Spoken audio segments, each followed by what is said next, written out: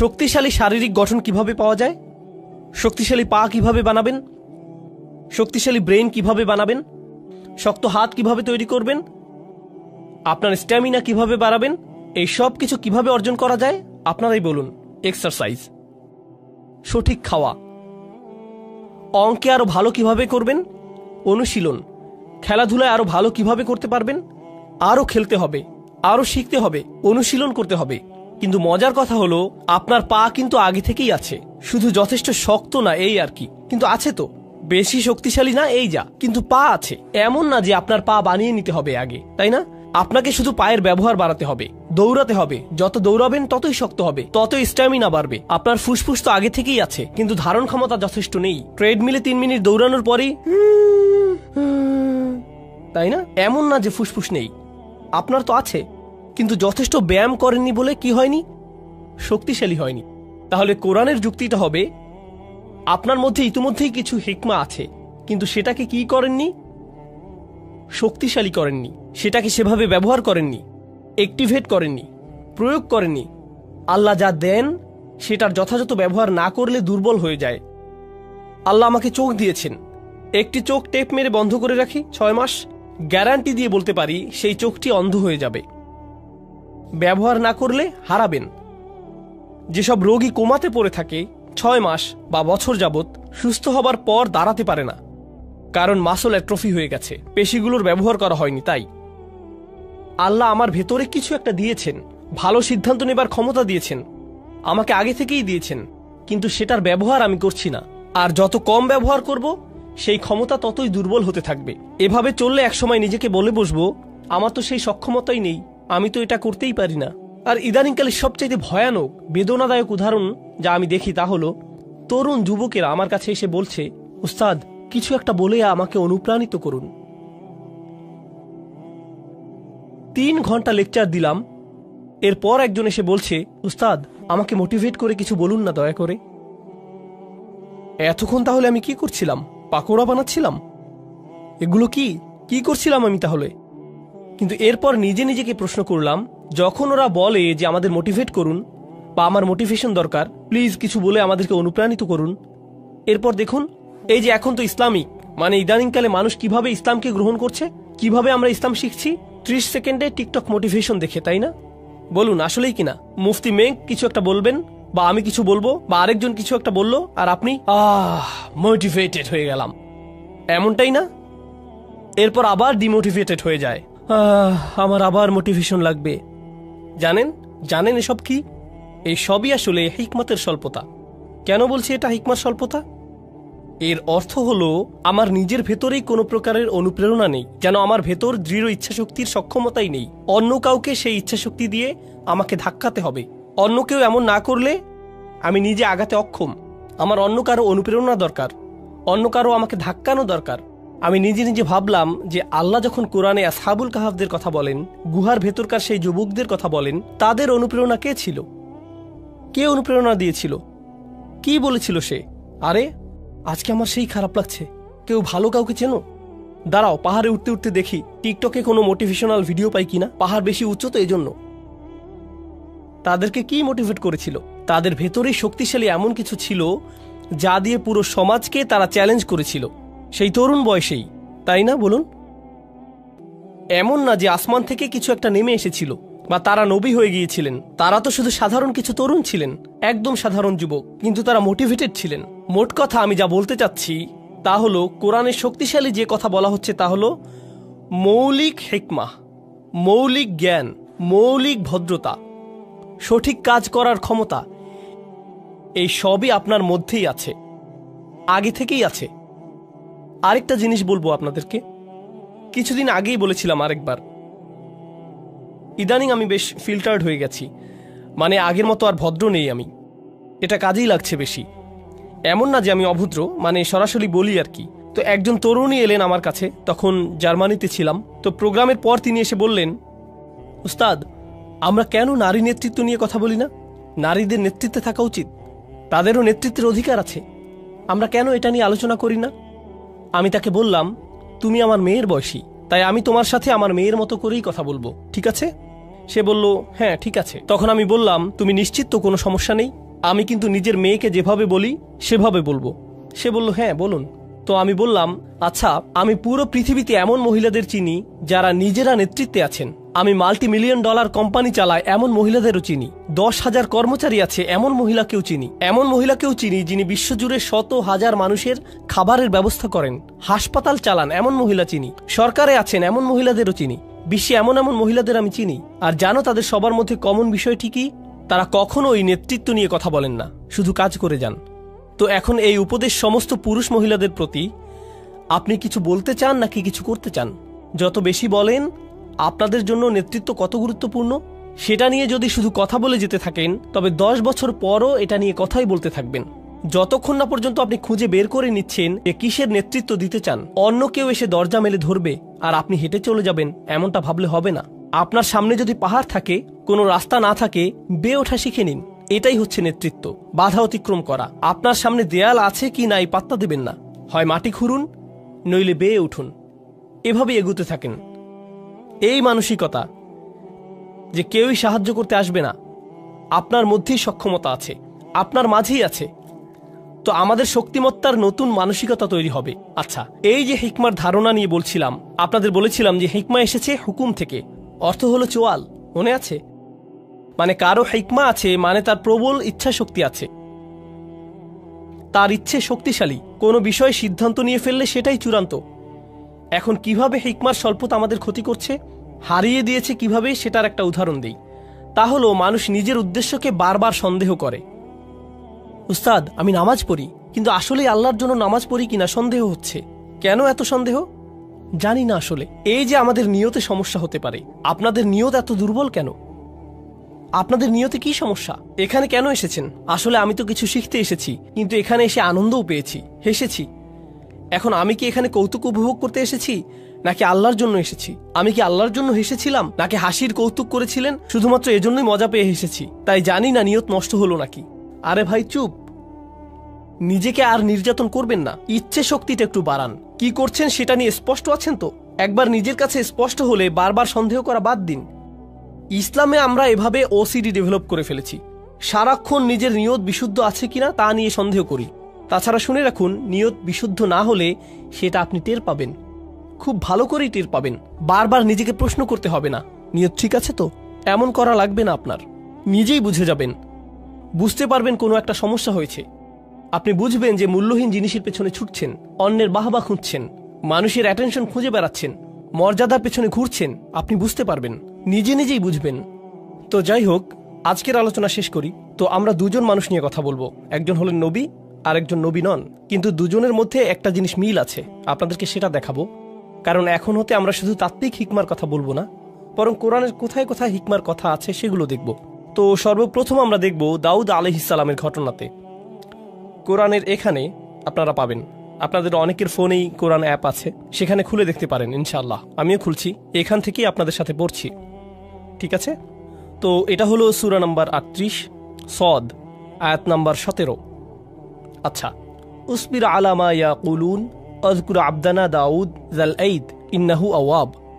এখানে বলছে ধৈর্য ধরুন। নবীকে বলা হচ্ছে যে তারা যা কিছুই বলে সেগুলোর উপর ধৈর্য ধরুন, আর আমার বান্দা দাউদের কথা স্মরণ করুন। তার ছিল ক্ষমতা, তার প্রচন্ড ক্ষমতা ছিল, বারবার আল্লাহর কাছে ফিরে আসতো। ইন্নাহু আওয়াব। ইন্না সাখখারনাল জিবালা মাআহু, আমি তার জন্য পাহাড় পর্বত সমূহকে বশীভূত করেছিলাম। ইউসাব্বিহনা বিল আশিয়্যি ওয়াল ইশরাক, তারা আল্লাহর গুণগান করত, মানে পর্বতরাও তার সাথে রাত আর দিনের বেলা আল্লাহর প্রশংসা করত। অত্তয়রা মাহশুরত, আর পাখিরাও তার চারপাশে ভিড় জমাতো। কুল্লুল্লাহু আওয়াব, তারা বারবার তার কাছে ফিরে আসতো। ওয়াশাদাদনা মুলকাহু, এই জায়গাটাতে আমাদের আলোচনার বিষয়বস্তু। আর আমি তাকে দিয়েছিলাম, তার রাজত্ব শক্তিশালী করেছিলাম। ও আতাইনাহুল হিকমা, আর তাকে দিয়েছিলাম হিকমত। যেহেতু আমাদের আলোচনাটাই হলো হিকমতের, তাই না? আল্লাহ বলছেন আমি তাকে শক্তিশালী করেছিলাম, তার রাজত্বকে, আর তাকে দিয়েছিলাম হিকমা। অফাসলাল খিতাব, আর তাকে দিয়েছিলাম সিদ্ধান্তমূলক বক্তব্য, শক্তিশালী বাগ্মিতা। আচ্ছা, এখন যখন আল্লাহ বললেন যে তিনি তাকে হিকমা দিয়েছেন, তাই তিনি এখন তার ব্যাপারে একটা ঘটনা জানাবেন। পুরো ঘটনার বিস্তারিত আলোচনায় যাব না, সংক্ষেপে শুধু বলবো দাউদ আলাইহিস সালাম তার কক্ষে ছিলেন। আল্লাহ বলেন ওয়াহাল আতাকা নাবাউল খসম, আপনার কাছে বিবাদকারী লোকদের খবর এসেছে কি? ইজ তাসাওয়ারুল মিহরাব, দাউদ আলাইহিস সালাম ছিলেন রাজা, আর রাজারা তো থাকে রাজপ্রাসাদে, আর রাজার কক্ষ সাধারণত প্রাসাদের একদম উঁচুতে থাকে, নিরাপদ স্থানে। তো যেখানে নামাজ পড়ে, তো তিনি তার কক্ষে ইবাদত করছিলেন। মেহরাব হলো ঘরের সেই কোণার অংশ যেটা একটু আড়াল, যেখানে নামাজ পড়ে। তিনি ইবাদত শেষে পেছনে ফিরেই দেখলেন তার ঘরে কয়েকজন মানুষ। চিন্তা করুন তো, তার নিজের শোবার ঘরে, একদম ভেতরের ঘরে ঢুকে গেছে তারা। তাহলে কল্পনা করতে পারেন, এই যে আমাদের আমেরিকায় হোয়াইট হাউস আছে, তাই না? আর এই হোয়াইট হাউসে তো নিরাপত্তার অতিরিক্ত অনেকগুলো স্তর আছে। ছাদের ওপর স্নাইপার আছে, সিকিউরিটি গার্ড আছে, কুকুর আছে, এই সমস্ত কিছুই আছে ওখানে, তাই না? আর একদম ভেতরে আছে প্রেসিডেন্টের বাসভবন। তো প্রেসিডেন্ট ধরুন বাথরুম থেকে বের হয়ে দেখলেন সেখানে 6 জন বসে আছে। প্রেসিডেন্ট সাহেব, আমাদের একটা প্রশ্ন আছে, মানে কেউ যদি নিরাপত্তার এতগুলো স্তর পেরিয়ে আসে, তবে এটার মানে কি হবে? হত্যা করতে এসেছে, তাই না? মানে তো এটাই। কিভাবে তারা এতগুলো নিরাপত্তা স্তর পেরিয়ে একদম বেডরুমে এসে উপস্থিত হয়, বুঝতেই পারছেন। তো তিনি ফিরে দেখলেন এতগুলো মানুষ। ইদ দাখালু আলা দাউদ, তারা মিহরাবে দাউদের কাছে এলো। ফাফাজি আমিন হুম, তিনি তাদের দেখে ভয় পেয়েছিলেন, হতবাক হয়ে গিয়েছিলেন, কি হচ্ছে এখানে, তাই না? তাছাড়া দেখুন, দাউদ আলাইহিসসালাম কিন্তু শুধু রাজাই ছিলেন না, তিনি সামরিক নেতাও ছিলেন। আর সামরিক নেতাদের কিন্তু শত্রু থাকে। আর তাই তারা যদি তাদের ব্যক্তিগত স্থানে কাউকে দেখতে পায়, তবে বুঝে ফেলে যে এখানে হত্যার চেষ্টা হবে। তো তারা বলল, লা তাখফ খসমানা বাগা বাদুনা আলা বাদ। আরে না না না, ভয় পাবেন না, আমাদের শুধু একটি সমস্যা হয়েছে, আমরা তো শুধু আপনার পরামর্শ চাই। কোরআনের ঘটনাগুলো ভালোভাবে বোঝার জন্যে আমি যা করি তা হলো নিজেকে সেই অবস্থায় কল্পনা করি। এজন্য আমি কল্পনা করলাম যে এই যে এখানের প্রোগ্রাম শেষ করে আমার হোটেলে ফিরে গেলাম, আমার হোটেল রুমের বাথরুমে গিয়ে ফ্রেশ হয়ে নিলাম, এরপর বের হয়ে দেখি সেখানে আপনাদের 8 জন বসে আছেন আমার বিছানায়। উস্তাদ, তখন আপনার সাথে কথা বলার সুযোগ পাইনি। আমার একজন কাজিন এই হোটেলে কাজ করে, তাই একটি প্রশ্ন আছে। আপনি এক ভিডিওতে বলেছিলেন, আরে আমি তো ওখানে ভয়ে ভূত হয়ে যাব।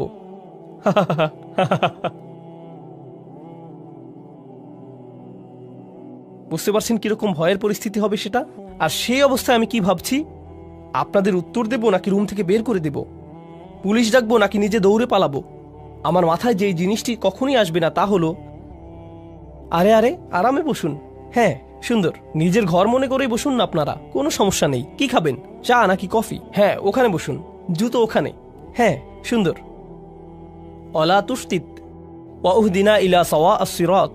তো তারা বলল, আপনি কি আমাদের মধ্যে বিচার করে দেবেন? ভুল উত্তর দেবেন না কিন্তু, এমনটাই তারা বলল। লা তুস্তিত, আজে বাজে উত্তর দেবেন না। এরপর বলল, আমাদের সঠিক পথ দেখান। ইনি হলো আমার ভাই, তার 99টি ভেড়া আছে, আমার আছে একটি। ফাকাল আকফিলনিহা, আর সে বলছে তোমার ভেড়াটিও আমাকে দিয়ে দাও। ও আজ্জানি ফিল খিতাব, আর সে আমার সাথে চিৎকার চেঁচামেচি করে, ভয় দেখায়, ধমকিয়ে কথা বলে। আজ্জা মানে কারো উপরে ক্ষমতা থাকা, মানে সে নিজের ক্ষমতা প্রয়োগ করে। 99টি ভেড়া মানে সে বেশি ধনী, মানে তার বেশি চাকর বাকর আছে, প্রভাব প্রতিপত্তি আছে। সেই প্রভাব খাটিয়ে সে আমার সাথে বাজে ব্যবহার করে, বলে তোমার ভেড়া দিয়ে দাও। আরে দাও না, কি করবে তুমি ওটা দিয়ে? ভেড়ার ব্যবসা করতে জানলে তোমার শুধু একটি থাকতো না, বুঝতে পারছো? তাই আমাকে দিয়ে দাও, সেটাই ভালো হবে। সে এভাবেই আমাকে ধমকাধমকি করে। ওটা বাদ দেন, আপনাদের এটার নতুন ভার্সন বোঝাচ্ছি। কারণ কিছুদিন আগে আমি পাকিস্তান থেকে এসেছি, সেখানে এমন দেখেছি কিছু মানুষ আছে যে বড় বড় হাউজিং কমপ্লেক্স তৈরি করে, তাই না? হাউজিং কমিউনিটি, অ্যাপার্টমেন্ট কমপ্লেক্স ইত্যাদি, মানে ডিএইচএ, ডিওএইচএস এরকম আর কি। তারা দেখা যায় 5000 বাড়ি বানাবে। এসব কমিউনিটির বড় দেয়াল থাকবে, বড় গেট থাকবে, অনেক সিকিউরিটি গার্ড থাকবে। আপনি এর বাইরে থাকেন, তার মানে কি, রাস্তায় গেলে সাইকেল ওদিকে যায়, রিক্সা ওদিকে যায়, বাস চলে যায় ওদিক দিয়ে, ট্রাক আরেক দিক দিয়ে। বাহিরের হাইওয়ে এমনই তো, তাই না? মানে সত্যি সত্যি ফ্রিওয়ে। ঠিক এই শব্দের প্রকৃত অর্থ আমি এখানে বুঝেছিলাম, একদম ফ্রি, যেভাবে ইচ্ছা যাও, ফ্রিওয়ে। কিন্তু তাদের গেট দিয়ে ঢুকলে হঠাৎ দেখবেন আপনি বিদেশে চলে এসেছেন। রাস্তাগুলো পরিষ্কার, সবকিছুই শান্ত, নিয়মতান্ত্রিক, সবাই ট্রাফিক আইন মেনে চলছে, মল আছে ভালো ভালো, মানুষগুলো মনে করছে তারা খুব ইংরেজি পারে, আরো কত কিছু। আমি তাদের কিছু রেস্টুরেন্টে গিয়েছিলাম, তারা কোন জিনিসকে ইংরেজি মনে করে সেটা দেখতে। দোস্ত, হোয়াট দ্য হেল ইয়া, মানে কি যে মজা লাগে, খাবারের চাইতেও বেশি মজা এগুলো শুনতে।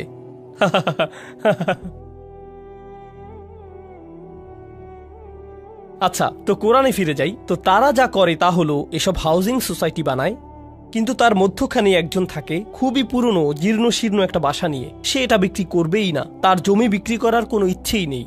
তারা তখন কি করে জানেন? তার আশেপাশে সমস্ত জায়গায় বিল্ডিং তুলে দেয়, এমনকি ঘর থেকেও বেরোতে পারে না, কোনো রাস্তা নেই, কিছুই না, ঢুকতেও পারে না। তার একটাই পথ থাকে, বিক্রি করে দেয়া। কারণ তারা ওখানে পুরো জায়গা নিয়ে একটি শপিং মল বানাবে। মানে কিছু মানুষ থাকে খুবই ক্ষমতাধর, অনেক টাকা তাদের, আবার কেউ কেউ থাকে তাদের কিছু সম্পদ আছে তবে কোনো ক্ষমতা নেই। একজনের ৯৯টা আছে আর অন্যজনের কি একটি। যার ৯৯টা আছে সে একজনওয়ালার উপর খবরদারি করে। সেটা পাকিস্তানে হয়, আমেরিকাতেও হবে, অস্ট্রেলিয়াতে হয়, বাংলাদেশে, জার্মানিতে হয়, পুরো পৃথিবীতেই এমন হয়, ঠিক না? কখনো সরকারও জনগণের সাথে এমন করে, তাই না? বিজনেস পার্টনার অন্য বিজনেস পার্টনারের সাথে করে, বড় ব্যবসা প্রতিষ্ঠানগুলো ছোট প্রতিষ্ঠানের সাথে করে, সব সময়ই হয়। এখন দাউদ আলাইহিসসালামের কথাগুলো শুনুন, এরপর আসলে আমি কথায় আসছি। এখন দাউদ আলাইহিসসালামের কথাগুলো শুনুন, এরপর আসল কথায় আসছি। দাউদ আলাইহিসসালাম বলছেন, আমি শুধুমাত্র আমাদের আলোচনার সাথে সম্পর্কিত অংশটি বলছি। ওয়া ইন্না কাসীরাম মিনাল খুলাতা লা ইয়াবগি বা'দুহুম আলা বা'দ। মূলত ব্যবসায়ী সম্পর্কে জড়িত আছে এমন বহু সংখ্যক মানুষ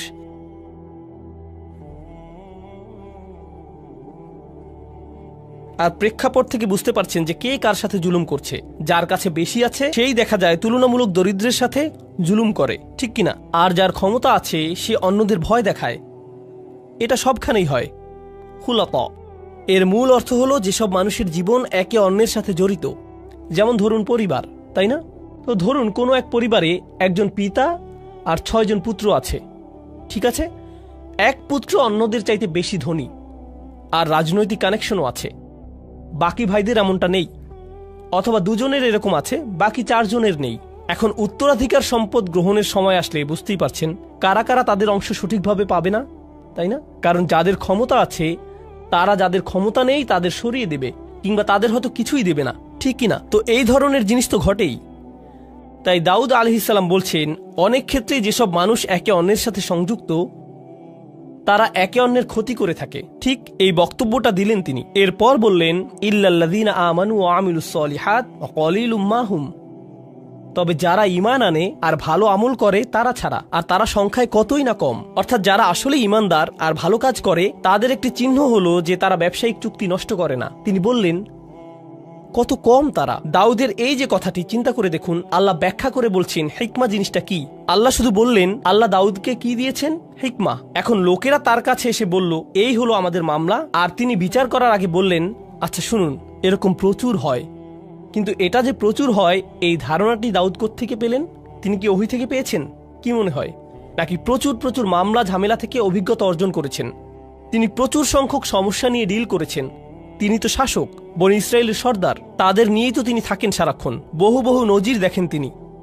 আপনারা জানেন, আমার জীবনের সবচাইতে গভীর আর সূক্ষ্ম আলোচনা হয়েছে মিলিটারি জেনারেল, বিচারক আর আইনজীবীদের সাথেই। এসব লোক থেকে আপনি অনেক শিখতে পারবেন। যেমন তাদের জিজ্ঞেস করলাম, তো আপনি এই বেঞ্চে ৫০ বছর যাবৎ কাজ করে কি শিখেছেন? তারা বলেন, মাত্র ৩০ মিনিটের আলোচনায় তা আপনি শিখতে পারবেন না।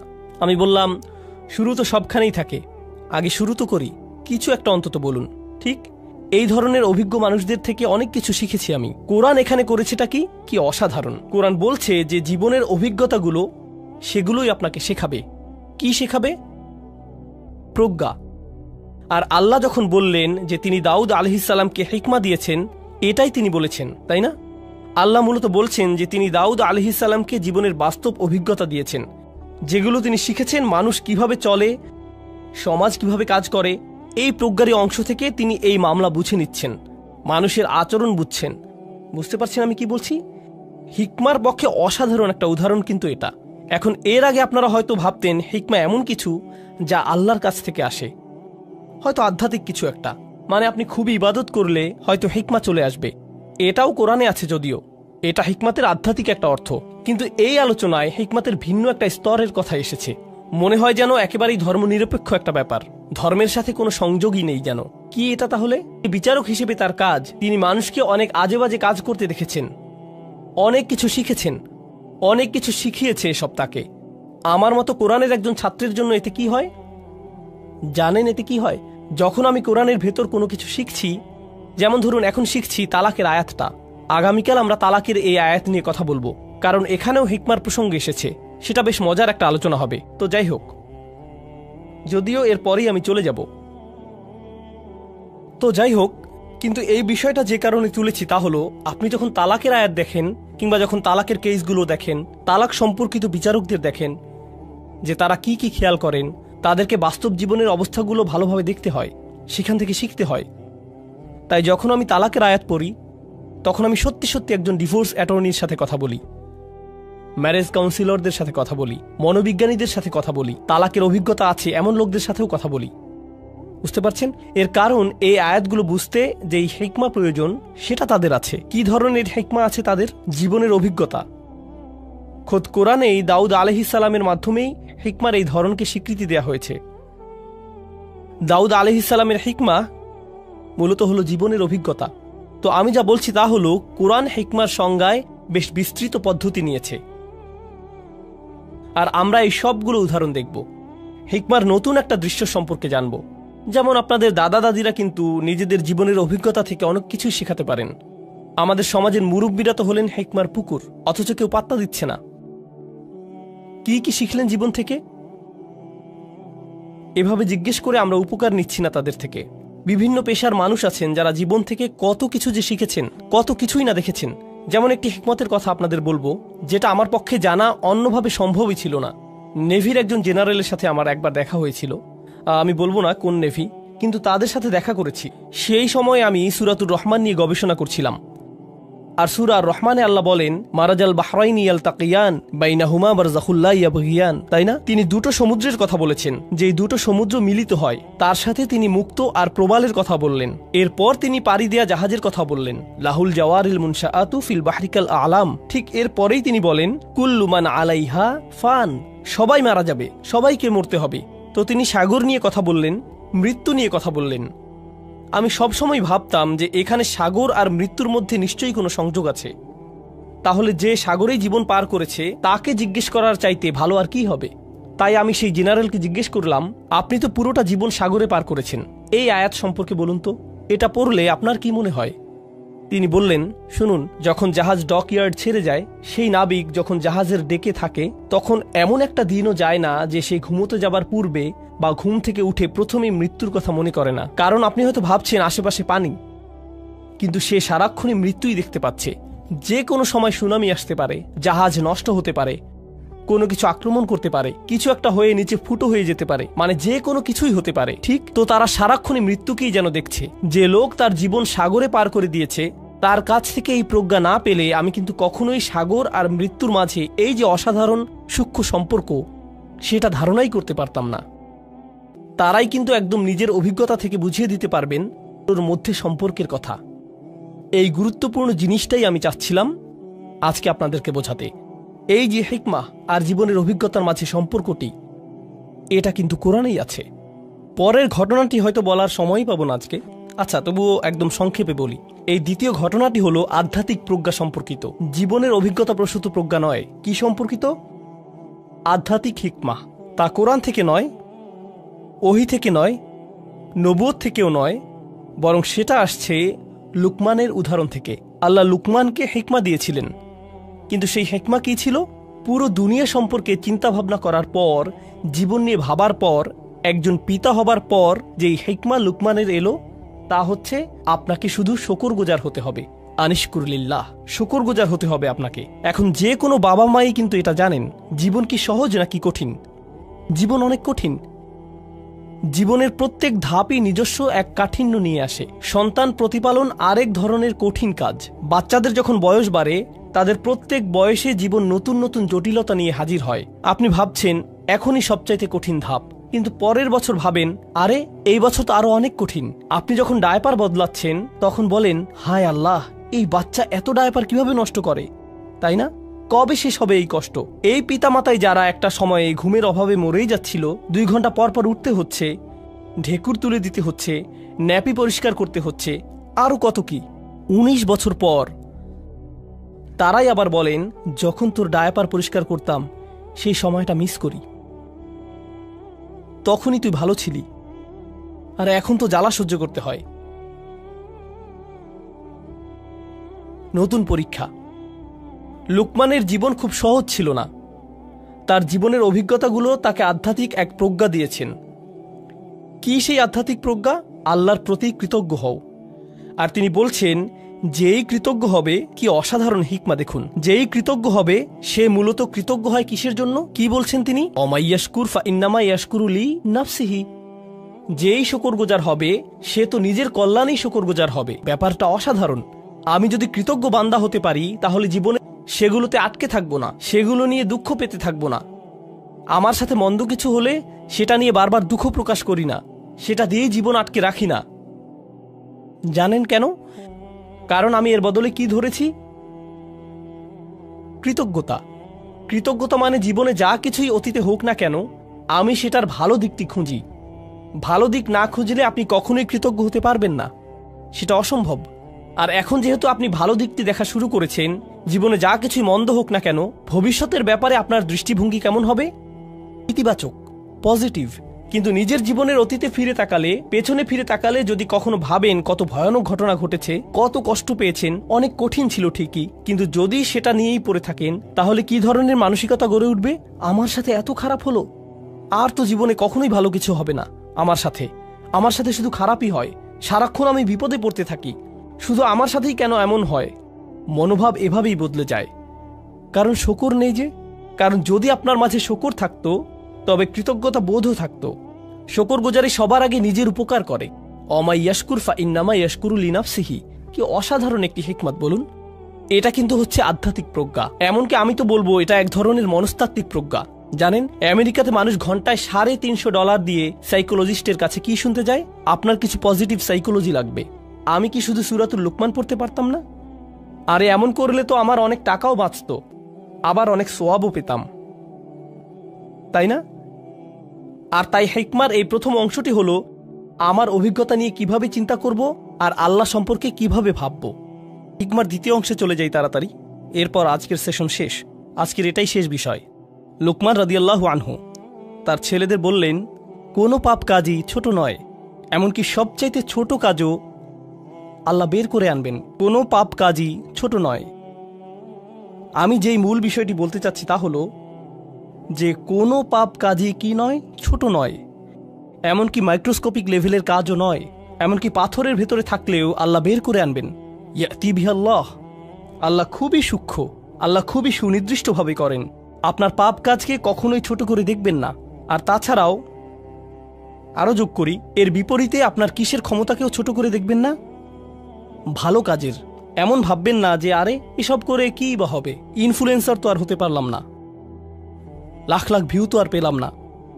বুঝতে পারছেন? এই আয়াতগুলো নিজেই পড়াশোনা করে দেখুন না, এখানকার আয়াতগুলো দেখলেই বুঝবেন।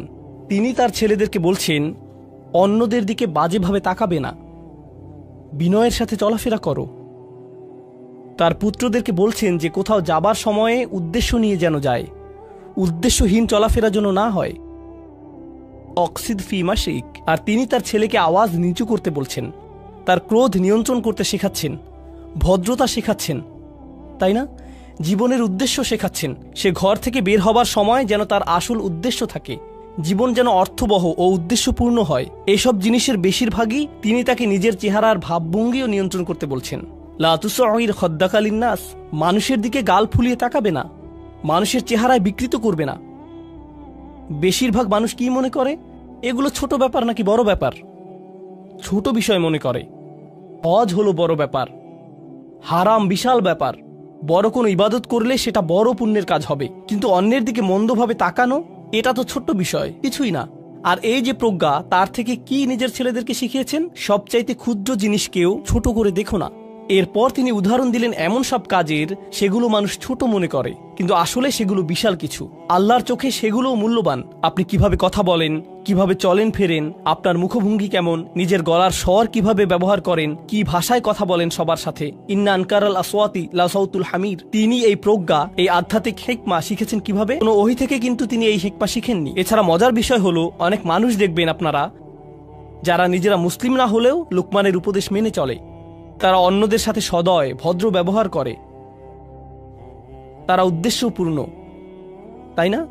অন্যদের ছোট করে দেখেন না, তারা অন্য কারো উপর গলার স্বর উঁচু করে না। তাদের সব গুণ আছে। এই গুণগুলো তারা কোত্থেকে পেয়েছে? মাঝে মাঝে হয়তো মনে হয় এদের তো ইমানই নেই, তবুও কিভাবে ইসলামিক মূল্যবোধ পেল তারা? কারণ হলো হিকমাহ, সার্বজনীন বিষয়।